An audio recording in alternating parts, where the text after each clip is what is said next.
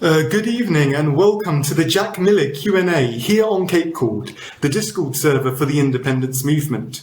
This session is being recorded and will be made available within the next few days on our YouTube channel.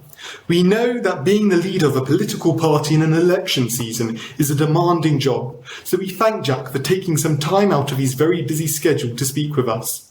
The way this Q&A will be structured is my co-moderator and I will ask some introductory questions, so we can get a better understanding of the man behind the Cape Party.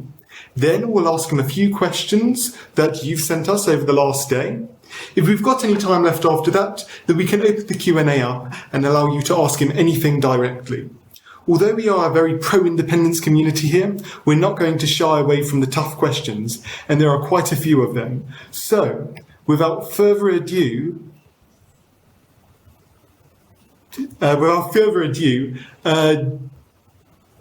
I'm just waiting for Jack to approve the call here. Jack, who are you? Hi, Robert. Am I on? Yes, you're on. So, tell us a bit about yourself. It's a pleasure to be with you. Thank you very much, and thank you to all of your listeners. Great. We've got quite a few tonight, and we will be recording this to YouTube. Fantastic.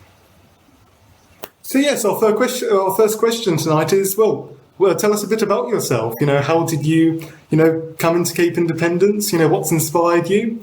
And what's your life been like?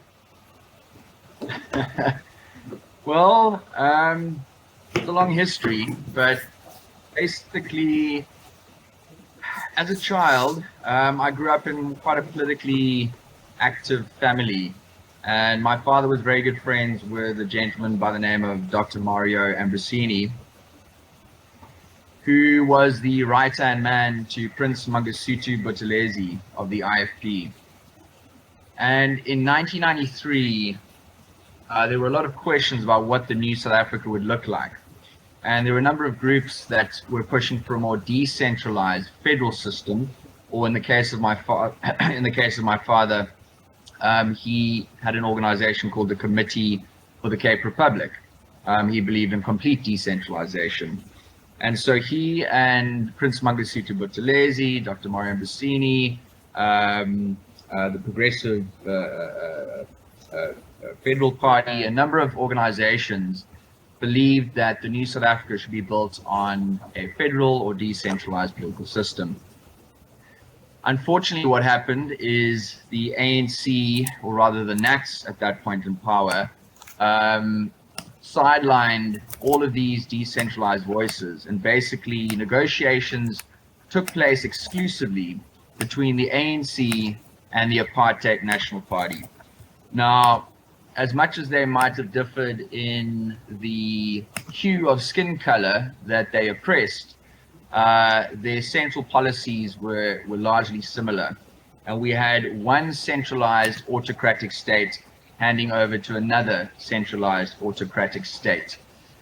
And so 94 happened, and the Rainbow Nation that we were promised began. And to fast forward a bit, in 2007, it became very clear to me that the Rainbow Nation we'd been promised was not coming true, and quite the contrary, we were heading towards a very dangerous, slippery slope to what I think today people all realize is the writing's on the wall, and the only choice and chance that we have to save this beautiful land that we call home is to secede and make the Cape an independent country. So in 2007, I started the Cape Party with this vision and this plan. It's a multi-step vision. But basically, the first step is that we would like to negotiate with the ANC, as well as the DA and the other parties in power, both nationally and within the Western Cape, to decentralize political power down to the provinces, and specifically for us here in the Western Cape. Only if the ANC will not negotiate with us, or the DA will not negotiate with us on that basis, would we then push for an outright referendum on independence. I think we've reached a point now where a referendum on independence is becoming ever more critical, and we are certainly quite proud, as well as I can also give my gratitude to a number of other Cape independence movements, who aren't political parties, but movements that have been putting pressure on the DA, putting pressure on the government, pressure on the media to drive forward this issue. And so we certainly were very happy and excited to see the DA adopt a number of Cape Party policies in the 2019 elections, which was to decentralize power down. They were pushing for a provincial police force as well as a provincial railway, which is two very good steps in the right direction. And we think that the cat's out the bag now, the genie's out the bottle, and we can't go back from here. It's we need to push forward progressively towards greater and greater decentralization until eventually we can govern ourselves autonomously. Well, anyone who's involved in the independence movement can see that, especially today, we've made a lot of progress overall. But what were the challenges that you experienced in the Cape Party when you founded it in 2007? Because at that time, the ANC ran the Western Cape. Independence wasn't really in the public, knowledge. So what were the challenges that you faced in setting up the Cape Party back in 2007? Wow, it's hard to imagine, but I've been doing this for 14 years. It's quite a crazy thought. So after I graduated from UCT, I had the option to either continue my studies abroad or start the Cape Party. And 2007 was a very interesting time. I just want to add a footnote there to what you said about the ANC. This is a big mistake, and the DA is guilty of spreading this misconception about the ANC having power in the Western Cape. I want to make it very clear to all of our listeners, the ANC has never, ever won an election in the Western Cape.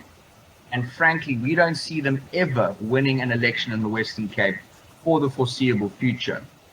What happened was there was a policy called floor crossing, which thank goodness has been outlawed since that point because there was such outrage from the public. But to think that you could vote for a political party or an identity, a vision, a policy, various policies, and some yellow-bellied politicians can then jump ship and join a completely different ideologically aligned political entity and give power to that party. And that's what happened. We had politicians who sold out voters, DA politicians who sold out people who put them into power, went over to the ANC, and the ANC took over power. So I just want to clarify that the ANC's never been in power, they've never won an election. They got in through hook and crook. And so it was a very interesting time back then. And Cape independence was an absolutely insane idea. The idea of a rainbow nation was still very popular back then. And I've got to be honest, a lot of my friendships, my school friendships, were put under tremendous pressure because people couldn't quite grasp what I was saying and what we were trying to do. I've been talking about decentralization since early 2000s, and so 2007 we could see that there were problems coming down the road. But the lights still stayed on. The water still came out of the taps. The economy wasn't in terrible shape. We hadn't been reduced to junk status yet, but we at the Cape Party could see that this is where things were going. And so it was actually a very difficult time in 2007 to start the Cape Party. We certainly weren't alone. I'm not going to say like we were a completely lone voice. We had tremendous support in founding the party, in getting the requisite members and signatures to submit our application to the IEC to have the Cape Party registered. So there certainly was support for the idea, but I would say it was a far more marginal idea than it is today. And just to put this into perspective, we were the only organization in existence to be calling for Cape independence from 2007 all the way up till 2017, pretty much when we first came into contact with a few other organizations. At that point, it was the Wes-Kaap Aksie Forum, Afrikaner Society, now ULA, And obviously now today you've got CIAG and Exit NPC and a few others. So back then it was just the Cape Party, and we were a lone voice for about 10 years, and we got a severe grilling in the media who tried to marginalize us and make us look like we were insane and we didn't know what we were talking about. But you can't say the same today. I think people realize that this is the only solution to the collapse that we're seeing in the country. Otherwise, we're going to follow in the same steps as Zimbabwe. And well, look, if we look at the polling, I mean, that CIAG got commissioned, 36% support already. I can tell you when I've done my campaigning, it's been a lot higher. I visited a small rural settlement and we found that 75% of people supported independence. So, I mean, this 2021 elections, this will be the fourth election cycle that the Cape Party's contested, if I'm correct.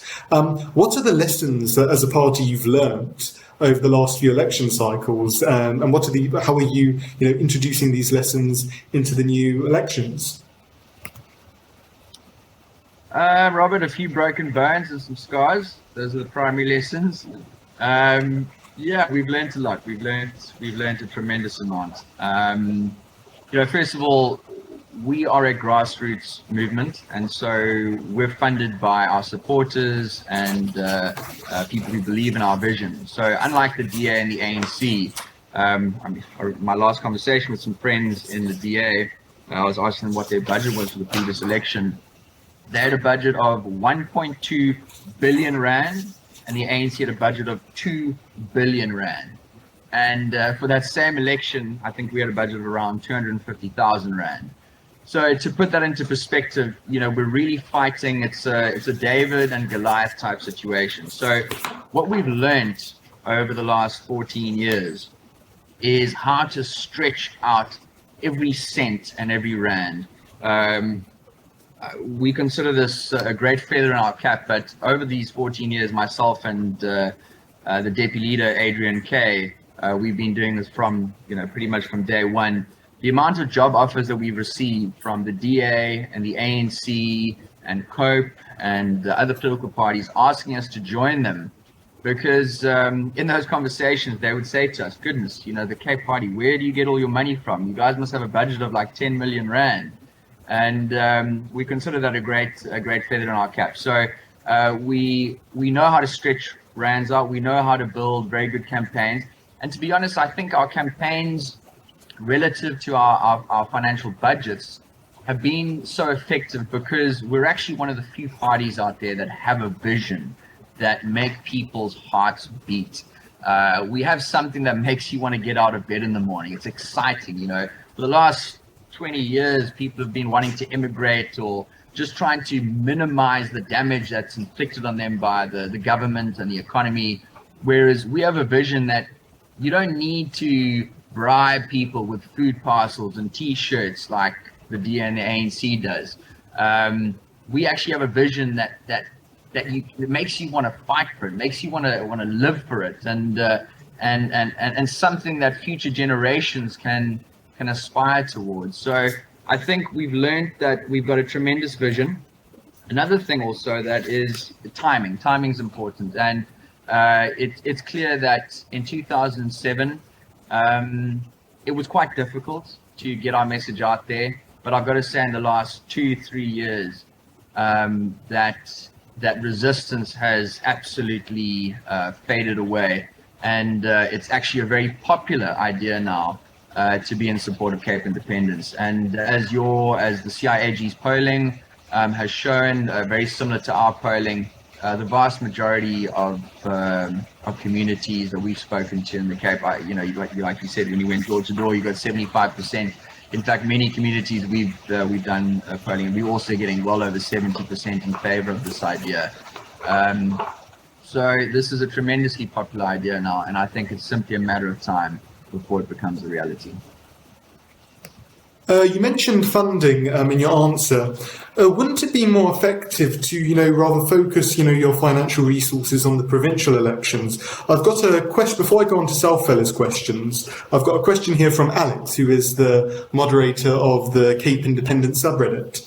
And his basic question is, what does the Cape Party gain from contesting local elections? Well, it's actually inverted. So it is tremendously expensive to contest national and provincial elections. You're looking at almost 100,000 Rand per province, whereas for local elections, it's only around 4,000 Rand per municipality or voting district. So it's far more manageable bite-sized amounts financially. And so that's the first aspect of it. The other aspect is that as a political entity that believes in decentralization, we've been led to believe that the national realm of politics is the most important. But we believe that's a fallacy, and I'm sure we'll get into this topic later, why it's a fallacy. But centralized politics does not work. It neglects the voters, the taxpayers, and the citizens. Decentralized political and economic systems are the only way to guarantee accountability and justice and a good functioning society. So we believe that local elections are in fact the most important elections. And I know some of the questions that you wanted to ask me later, I won't go into too much detail of what an independent Cape might look like, but a third prong to answer that question is that you've got to start where the race starts, and when you climb a tree, you've got to start with the first branch. And local and municipal elections are certainly the first branch and the first foothold in building into our long-term plan. And essentially, the long-term plan primarily rests with either holding the balance of power, which I think is the most likely outcome. I think to beat the DA with their budget is not going to be easy at all. But what we certainly can do, and what the most important thing to do, is to make sure that the DA is underneath 50%, and we hold the balance of power to, we would then have the bargaining chips to negotiate with them to force a referendum on decentralization as well as independence. So local elections are the most important elections for us, and we believe that it's the first stepping stone. It is the first stepping stone into getting our voice heard within the government political structures, and then the next most important step would be the province, and the national is simply a byproduct of what we would build upon in the local and provincial elections. Well, clearly, direct democracy is an important value to the Cape Party. So I've got a question here from Southfeller, who is a co-moderator here at Cape Cord. And so, Southfeller, would you like to ask your question about candidate primaries? Yeah. Do you hear me? Yes, we can hear you. Jack, it's great to have you with us. Thanks, Southfeller. Okay, I didn't get any questions from the audience, so I wrote my own. So recently, Action SA became the first South African party to hold candidate primaries at all levels, from ward councillor up till presidential candidates, allowing the people to vote for the candidate of their choice rather than letting the party choose for them. When do you think the Cape Party will be able to hold candidate primaries? And do you support the system of ranked choice voting? Yeah, absolutely. I think in the current political structure of South Africa, it's very difficult to break out of the centralized political system that we have. I think in an independent Cape, I believe we certainly should be voting for individuals, and I believe those elections should be tremendously decentralized. So, maybe now is a good time for me to touch on the vision that we have for an independent Cape. And we look to models of countries around the world which are successful, and one of our favorite models is the Swiss canton system. And the structure, the electoral structure of Switzerland is very what we have here in South Africa. Whereas here it's a top-down approach, whereas in Switzerland it's a grassroots up approach. And to kind of tie that in with your question, absolutely, I think we need to increase accountability in government, and the best way to do that is to shorten the distance between the administrative bodies of government and the communities that vote for them.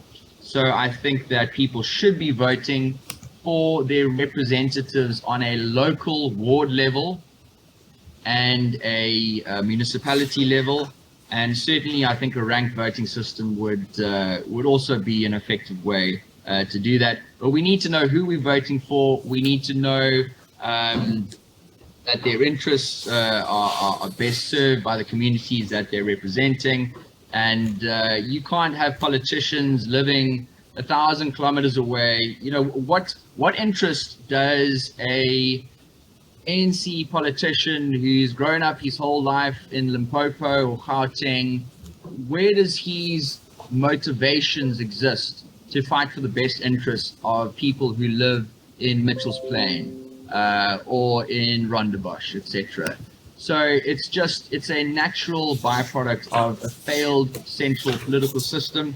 And so, yeah, we certainly would support something like that. And I think in an independent Cape, that would be an effective way to conduct our electoral system. Selfella, you have a follow-up to that, because we talk about, voting for people that we know that we can see. So, Selfella, would you like to ask yourself a second question?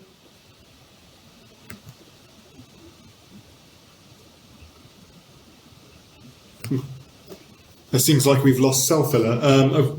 He's back. Yeah, I'm having the same errors here. So, where's Marpane? He was supposed to give a follow-up to my first question. We don't have him here, but wait, who are you talking about? That guy that wrote that Zimbabwe article. Yes, he couldn't make it tonight, unfortunately, and we've got quite a few questions to get through. So, right. So, second question. Yes, you have. Do you have ideal candidates that you would put in certain cabinet positions if you were the president right now, such as police minister, education minister, climate czar, and so on? Name them and say why you picked them.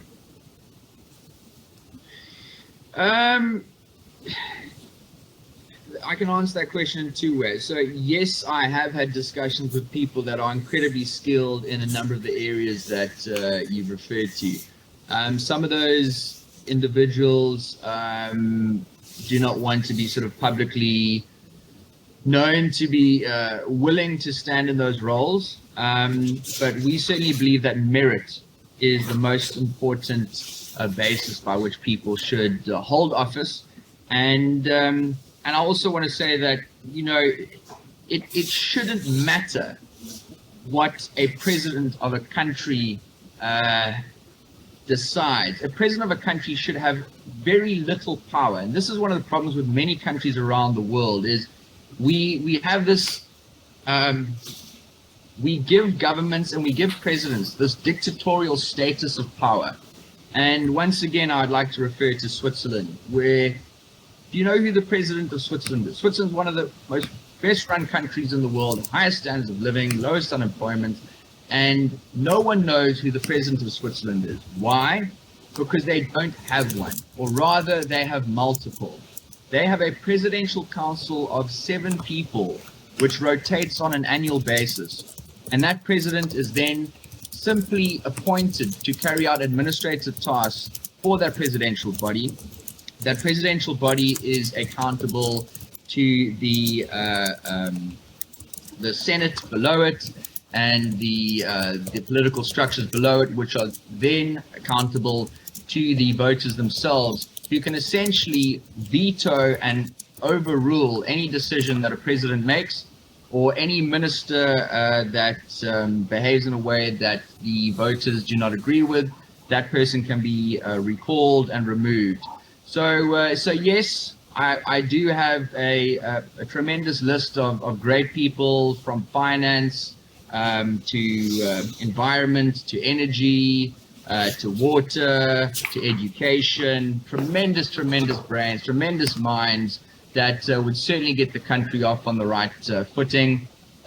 But at the end of the day, the power should not rest in the president. The power should rest in the cantons and the municipalities and the wards and communities who invest their tax money and their faith in these ministers and political representatives. Okay, that's quite a strong answer. So before we go on to the questions from members of the audience that are currently here, I did have a question from a small business owner that I spoke to earlier this morning. And obviously, with COVID and with, corruption and the lack of confidence in the South African government and economy, it's very difficult for someone to start a business in this new climate. So basically her question was quite simple. What policies would the Cape Party implement to support new small businesses? Okay, another country that we look to is Singapore. And Singapore in 1965 it was a muddied island with a couple of wooden shacks on it, and it really had a very limited economy. And what Lee Kuan Yew did from 1965 onwards was put in place tremendous economic policies which allowed the market to expand and grow. And it's really quite a simple formula. So it's primarily about getting the government out of people's hair and allowing entrepreneurs to do what they do best, and that is to innovate and expand, provide jobs, create businesses, and expand the economy. So I'm very cautious when I hear politicians tell us, oh, we've got these tremendous programs and plans that we're going to put in place to improve the workplace, and it invariably involves reams and reams of licensing and legislation and forms you need to fill out and fees you need to pay to fulfill these government regulations. So these are the things that strangle an economy and strangle free enterprise. And so what we would like to do at the Cape Party is reverse these forces that we've seen take over the country and the government, and allow entrepreneurs a free road, an open platform to innovate, expand, and grow with as low taxes as possible and with as little legislative and regulatory blockages to prevent them from starting businesses and increasing the amount of businesses in the economy, and therefore the amount of jobs available to the economy. Okay, I've got a nice follow-up question to that from Ace1410, who unfortunately couldn't make it tonight. And their question is, would the new Cape Republic that is formed assume a share of the South African national debt post-independence? If so, how will the newly formed nation tackle the debt? Because if you look at South Africa's debt, it's exploding. And that's going to cause major problems for expanding the economy, because, the higher the debt, the slower the growth is generally the trend. So, what would the Cape Party's proposal be for tackling that? Yes, our view on that is it's premature to give a definitive answer to that question. It's a very important question, but it's a question that will come down to the negotiating table, and it's one that we look forward to negotiating with the ANC, with in fact, it's the South African government for now, but there's many within the ANC that actually want to change the name of South Africa to Azania. So if the Western Cape was to go independent and KwaZulu-Natal was to go independent, they've got a strong independence movement there. We may be not negotiating with the South African government, but with the Azanian government. And so that'll be a key debate point that we will take up with the ANC government. And I think we have a very strong case to say that, well, a lot of the debt that was incurred over the last 27 years was due to ANC policy that we had little say over. So we believe that our share of that debt would certainly be very minimal. Obviously, they will probably give a counter argument as to why they think our share of that debt should be larger. But it's impossible to answer that question at this point. But it is a very important question, and it's one that will be taken up following the referendum and following the majority vote in favour of independence. You spoke a bit about South Africa splitting off, KwaZulu-Natal seceding. So I have a question from Lexity, who is in the audience tonight, and their question was, would there be any legal recourse in the independent Western Cape, in the Cape Republic, for preventing further recursive secession? So, for example, if Beaufort West, hypothetically, as unlikely as it is, wanted to secede, would there be any, would that be enabled in the constitution of this new country? Absolutely, 100%. It would be very duplicit of us to express our dissatisfaction with the running of the central state under the ANC and then be so arrogant to not grant that same right to any community that wish to pursue their own self-determination. And I think the key question here is that what people need to ask themselves is, do you desire, do you like living in the country that you live in and the policies that you live under?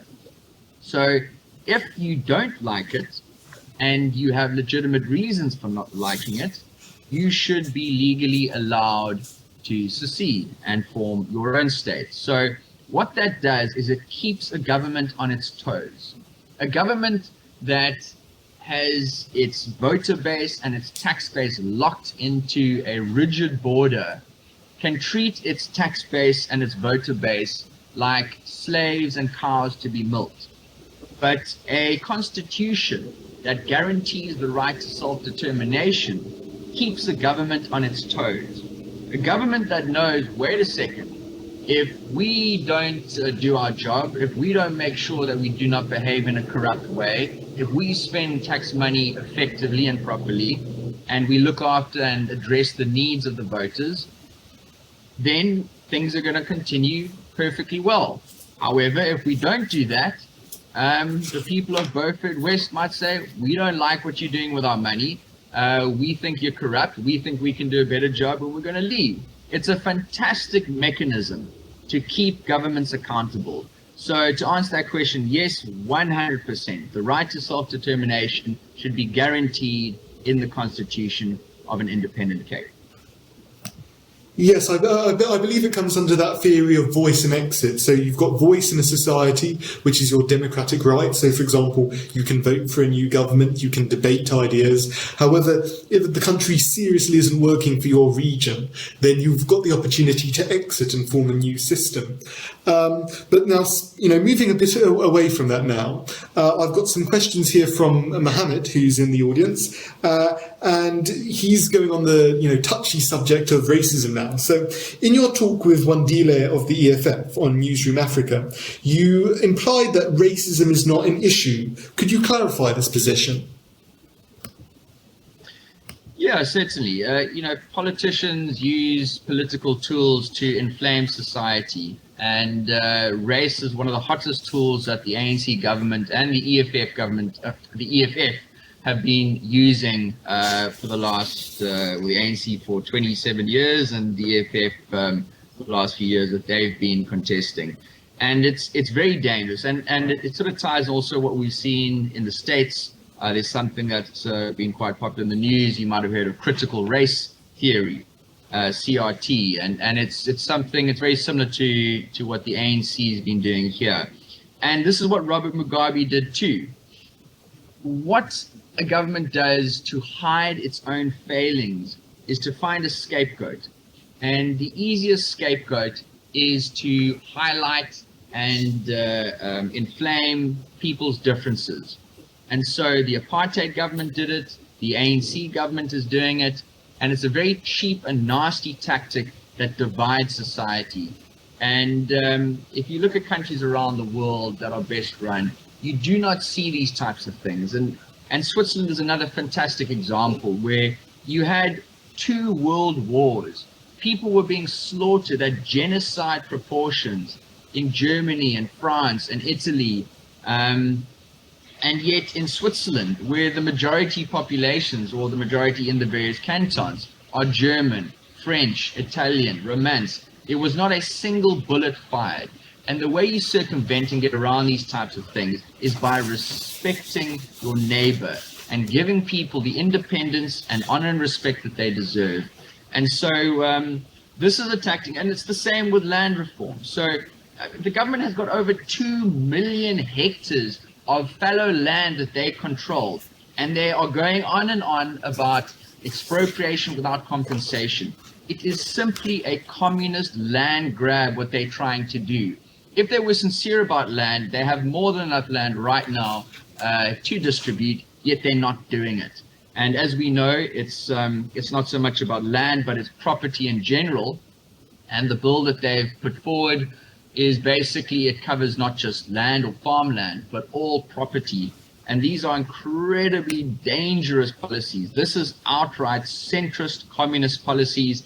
And so this idea of dividing society into racial groups, dividing society into classes and genders and belief systems, this is a tactic that governments like to use to divide and to conquer. So we need to be vigilant in fighting against these urges. And we think the Cape has got a tremendous history of we're one of the most ethnically diverse regions, not just in South Africa but in the world. We've got a vast spectrum of religious groups: Christian, Muslim, Jewish, Hindu. And we truly are the true rainbow nation here. We need to fight against those entities which seek to divide us and fight and force us to fight amongst ourselves. Well, I think the enemy is the state. I think your discussion of of the ANC's policies that they're trying to implement, such as expropriation without compensation, moves quite nicely into our next question here, which is, what will the foreign policy of the Cape Republic look like with relation to international trade, and travel and our neighbours? Because, for example, if the Western Cape leaves, unless South Africa finally realises and changes tack on their policy, these would likely still continue. So how should the Cape Republic, for example, respond to such a situation like that? Because we're potentially going to deal with a situation where you have famine happening because 90% of the land reform projects are failing, and then you've got people trying to enter the Western Cape. So what would the foreign policy of the new Cape Republic be, especially in relation to South Africa? Yes, we intend to be good friends and good neighbors with our brothers and sisters across the border. And as we mentioned earlier, we're not the only independence movement in South Africa. In fact, there are far more than people even realize. Many years ago, we were in regular contact with the Abutembu tribe in the Eastern Cape, who are calling for independence for the Eastern Cape region. There's a very strong independence movement in KwaZulu-Natal. There are Sothos in Lesotho who feel that the British Empire shortchanged them, and they feel that the Sotho, which is an independent country in the middle of South Africa, they feel that they deserve a larger territory. Now, if you look at Sotho speakers, they've got a very legitimate case there. The same applies to Tswanas in the north.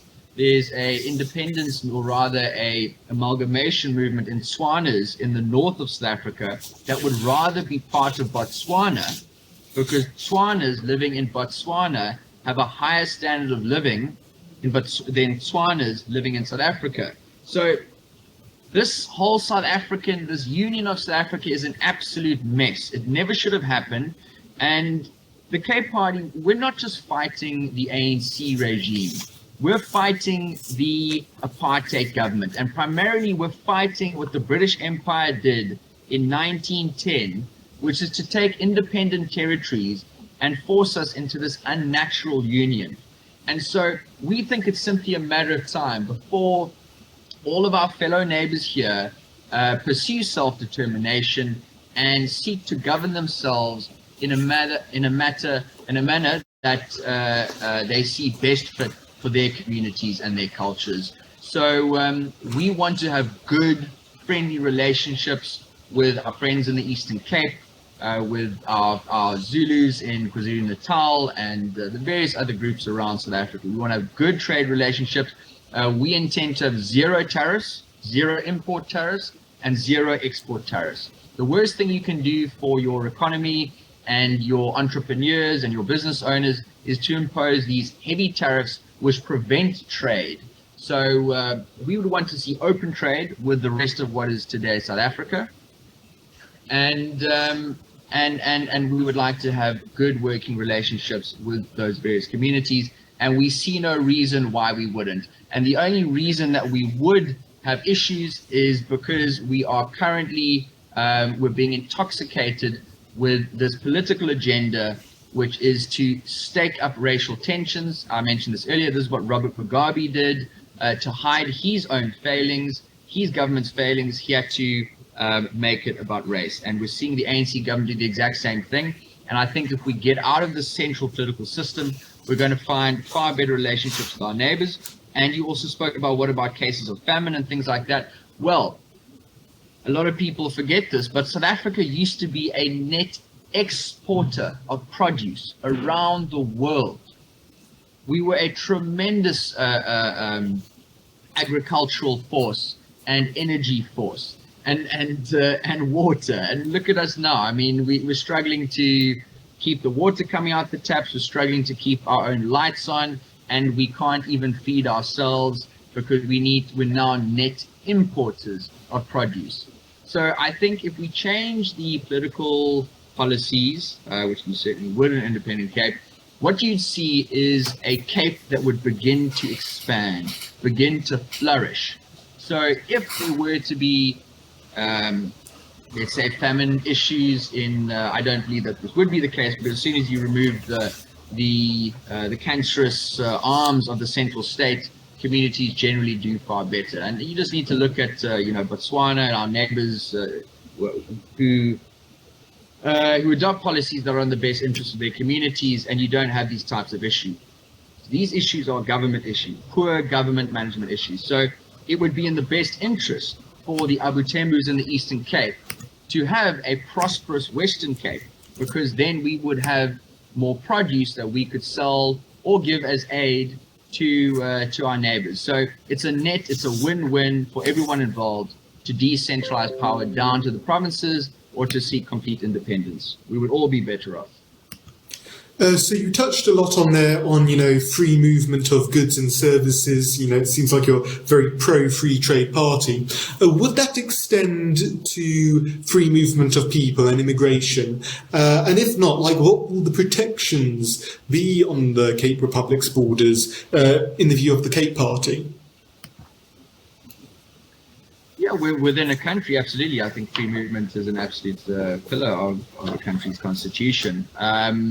We certainly wouldn't have open border policies. So, no, I think, if one was a citizen of another country, you would certainly have to apply to the Cape government, and specifically like Switzerland does to the municipalities, in order to immigrate to that part of the Cape Republic. And there would be strict criteria before you would be accepted as a citizen. So we certainly would have very strict criteria for securing our borders and for people that wish to immigrate to the Cape.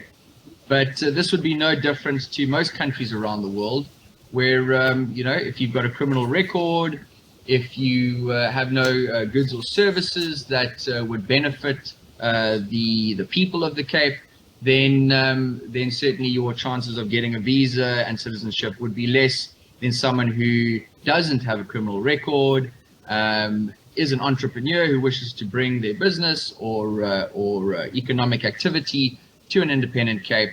And so these people would certainly be preferential in getting work visas and citizenship.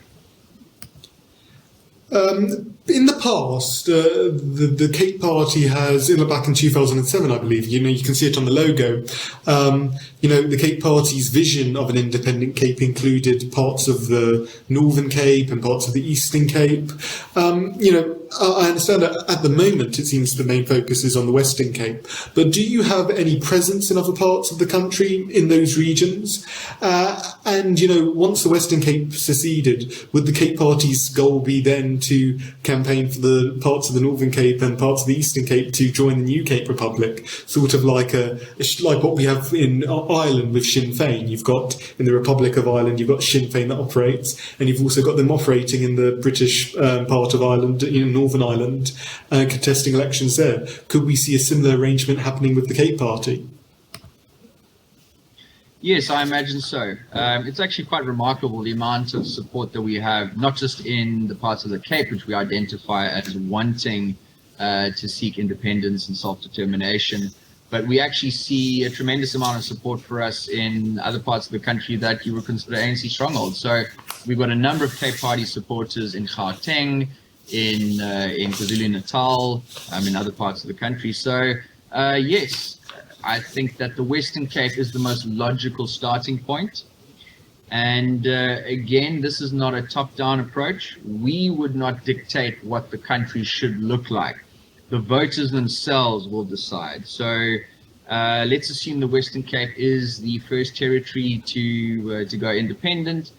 I think the option should then become available to municipalities surrounding the Western Cape, and then it's up to those voters in those municipalities to decide whether they would like to join the Cape Republic or whether to remain part of South Africa. Okay, let's go back to the Cape Party a bit more, because recently the VF Plus has announced that they support Cape independence. So how does the Cape Party plan to differentiate itself from them? In addition to this, would you ever consider an electoral alliance for independence with parties like the VF Plus and potentially any party in the future that might adopt it as a policy? This was a question from Mohammed again. Yeah, look, with regards to the Freedom Front and various other political parties out there, the reason the Cape Party was started in 2007 was because we were so disappointed and disillusioned with every single political party across the political spectrum. So, had the Freedom Front, had the DA, had the ACDP, had the various other political parties out there been doing what we, the voters, we, the taxpayers, we, the citizens of the Cape, were basically voting for them to do, then the Cape Party never would have been formed. So we're happy to see that at least the provincial leader of the Freedom Front, Corné Mulder, has come out and said that he would be in favor of it.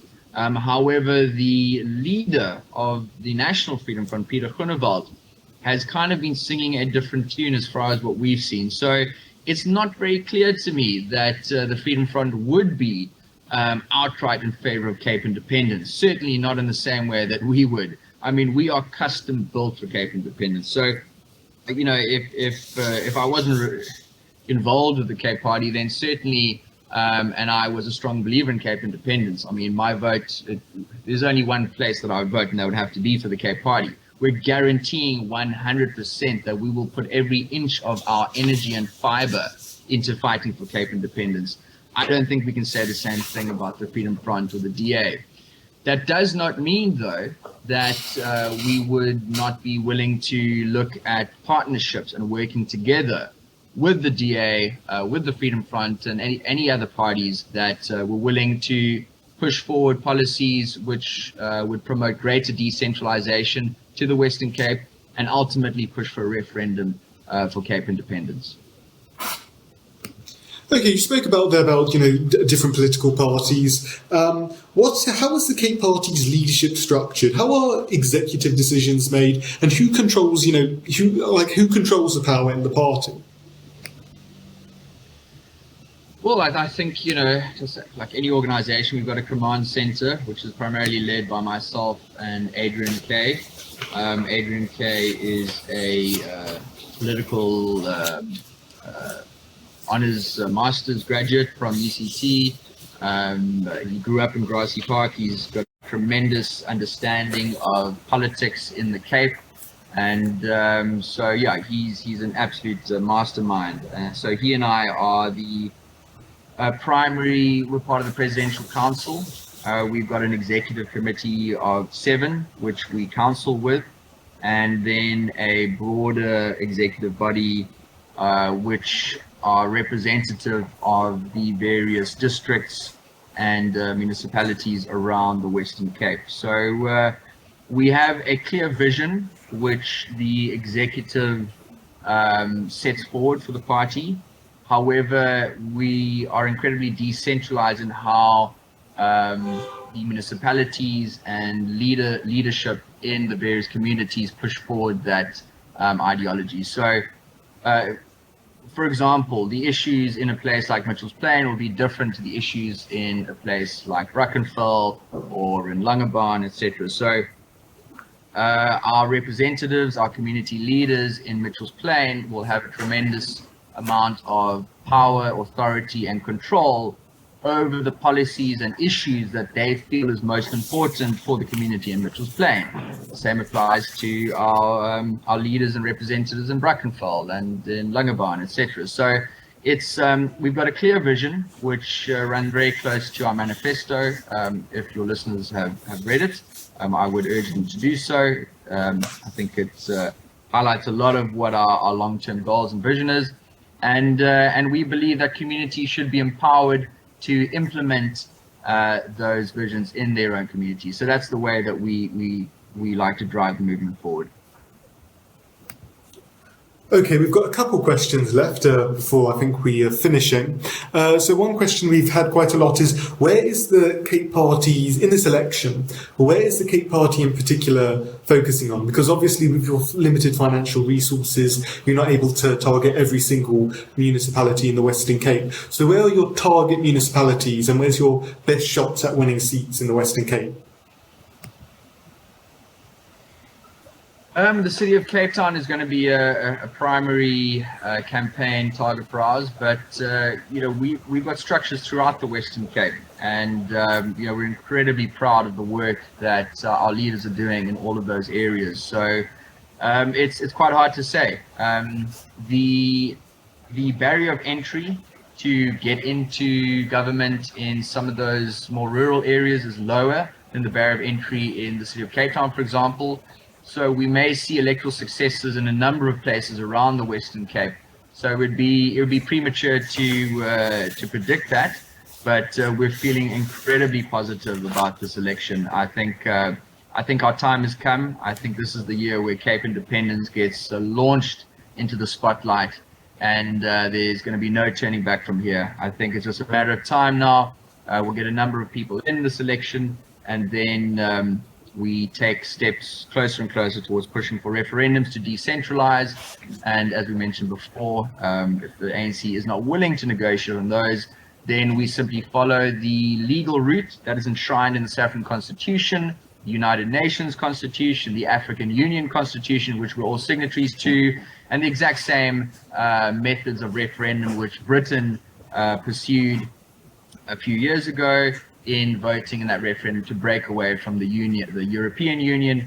We would seek to do the same thing here, break away from the Union of South Africa and declare the Cape an independent country. So we're very excited about this upcoming election, and I would urge any of your listeners to contact us. Check out our website, www.capeparty.com. Send us an email to cape@capeparty.com if you'd like to be a candidate in your area, or if we already have candidates in your area, if you'd like to join the branches. Maybe you've got some special expertise. Maybe you like writing letters to the editor. Maybe you're a good public speaker. You want to call into radio and get the Cape Independence message out there. You know, more hands on deck, the better. And like I mentioned in the beginning, is that we don't need to have the most money. Yes, the DA and ANC have got more money than us, but we've got a far more powerful vision. And so the more people that get out there and spread this vision, spread the word, the greater and the more rapid our success is going to be. So yeah, I'd urge everyone to get involved. We're already looking great. We've got representatives in most territories, but more hands on deck, the better. So everyone, please, welcome to contact us and get involved.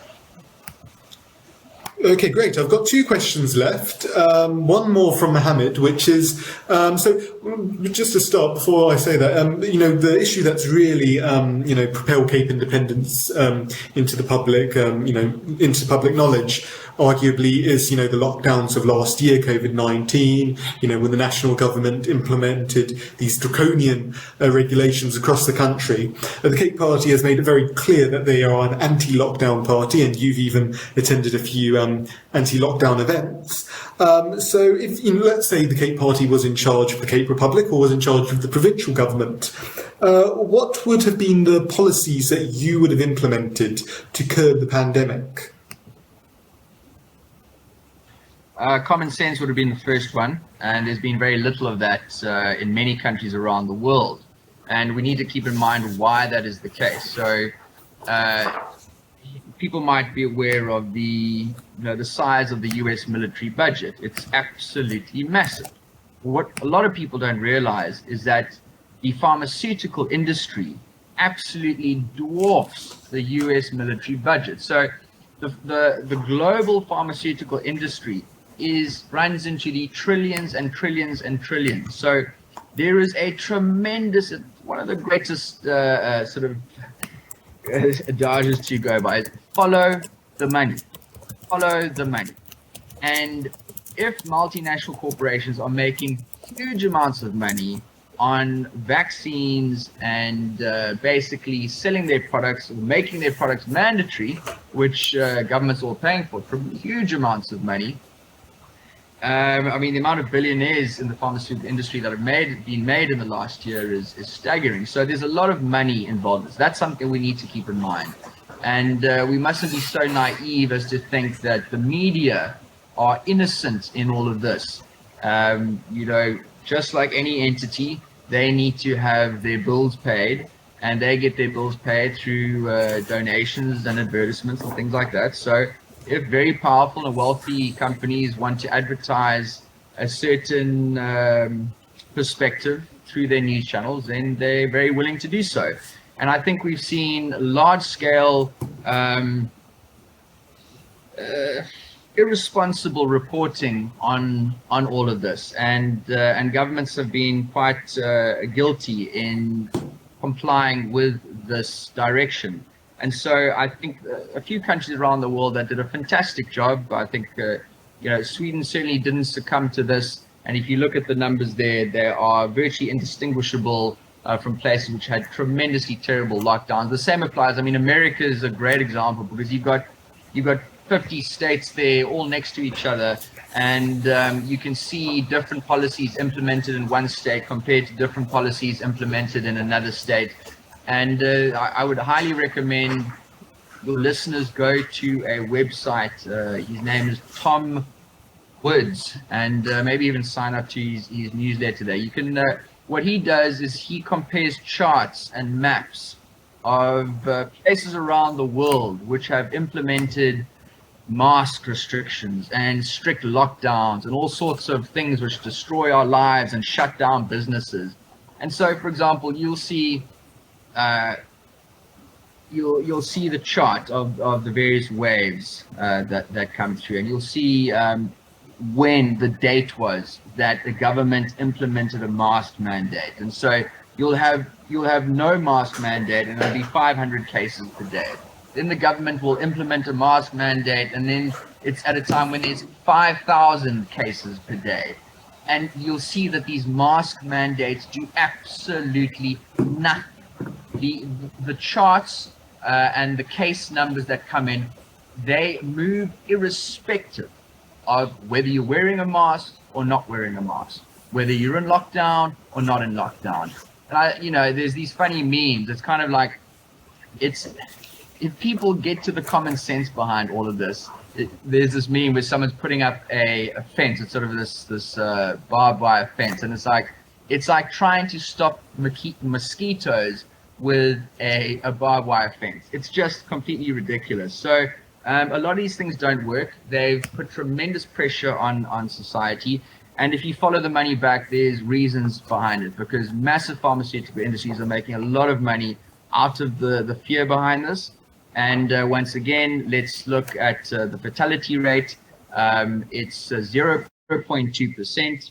Yes, it's more contagious than your seasonal flu, but if you're looking at the fatality rates, there really is not too much separating it. So these lockdowns have been tremendously damaging to society. We certainly wouldn't want, we would end lockdowns immediately if the Cape Party was to get into power. But again, we believe in a decentralized system. So municipalities should be able to decide the types of policies that they would want to implement. So if a certain municipality wanted to have a strict lockdown, they'd be more than welcome to do that. I just find, on the balance of the evidence, common sense would suggest that your day-to-day person would not choose voluntarily to implement these types of draconian policies, which end up destroying the economy far more than this virus, the danger of the virus. So what people need to keep into account, the amount of loss of life we are going to now experience in the coming years as a result of people who have skipped or been unable to get their cancer treatment or their tuberculosis treatment or various other ailments and diseases which have been pushed to the side because of this insane sole focus on nothing else but COVID. And we certainly think that this is a very dangerous policy. The ANC government has been 100% guilty in pursuing this policy, and we are going to see, and we are already seeing, the economic damage of this. So we at the Cape Party will certainly be opposed to that, and we think that by being opposed to it, we would see the economy getting back on its feet again, people living normal lives again, and being more prosperous, more healthy, more happy.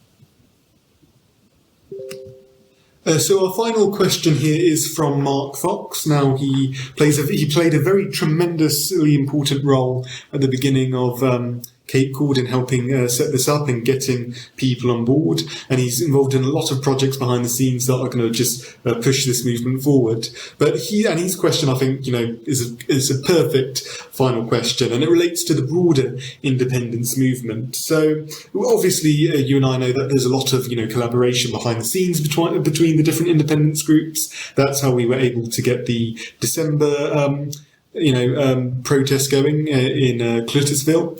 But his question is, what can there be done to, boost the public perception that there is public, cooperation going on between the different independence movements? Yeah, it's a very good question. It's a very sad question also. We asked that question ourselves. We don't know why. You did mention the Cape Independence Forum, the CIF, where we have been meeting on a monthly basis for over a year now. So that certainly is a platform by which we all do our best to work together. But like I said, the Cape Party was started in 2007. We've been here beating the drum nonstop for 14 years. And there's a lot of things that we're doing that would really, the more hands on deck, the better. So why there are now over 7 different other organizations now calling for Cape independence, we think that's great. That's fantastic. But yeah, we certainly would like to see those organizations take hands with us and help us. A number of those organizations, in fact, most of the organizations are non-political, so they're fighting for petitions or putting political pressure on political parties in government, or putting pressure on the media to get articles out there, and those are all fantastic means of attack, and we support that. But we certainly feel that the political route, and not just feel, frankly, we've just got to say that it's if you look around the world, countries which have achieved independence have only done so through the levers of the political system and therefore the legal system. So this is an angle of attack that is pivotal, that is central to us achieving Cape independence. And we would certainly like to see all of those other Cape independence organizations support us in these upcoming elections. And yeah, unfortunately, that hasn't always been the case. And but yeah, anyone that shares this feeling that we have, and you belong to one of those other organizations, we would urge you, speak to them, speak to the leadership structure, and say, listen, it's elections coming up, and the Cape Party's been fighting for Cape independence for the last 14 years. And, what are we doing to support the independence movement and get recognition and awareness out there that the Cape, they don't necessarily need to support us, but they can certainly make their members aware that if they want to pursue a Cape independence option in the upcoming elections, that the Cape Party is a political party that has been fighting for this exact vision for the last 14 years. And if they would be interested in looking at our manifesto and looking at our website, then please direct them to our website and get them to support us. We're fighting as hard as we can for everyone that believes in this vision, and we're going to continue to do so. So the more help and support we can get, the better. Our doors are always open. Our arms are always open for taking hands and supporting others and them supporting us. We would have liked to have seen more of it from others, but yeah, hopefully it can come from the support base, from the membership base, that they can put pressure on their leadership structures and say, listen, come on, we need to do more to get awareness out there for the Cape Party and anyone pushing for Cape independence. I think that would be a great step forward. We've got 4 months to go for the elections, and any bit of extra support we can get would be greatly appreciated. Well, thank you, Jack, thank you for answering these questions tonight. Thank you for the audience, to the audience as well, for sending me these questions. I think it's been a very, educational Q&A we've had tonight. To the audience, make sure to go over to the Cape Party's website and follow them on, Facebook and Twitter and all their other social media platforms. Jack, if you would, you can also, the information we've already got on the server, but if you just want to share it again, you can share it in our general chat, which is just below this chat. And I can already see a debate is already starting regarding some of the things you sent. So this has clearly been a very, very good Q&A we've had. So if you would like to continue this on in the general chat, which is a text channel, so it's not a voice channel, you're more than welcome to. But yeah, thank you very much for coming on tonight. Thank you very much, Robert. It's been an absolute pleasure and honor to chat with you and with South Bella and to have your audience listening in. And yeah, really appreciate it.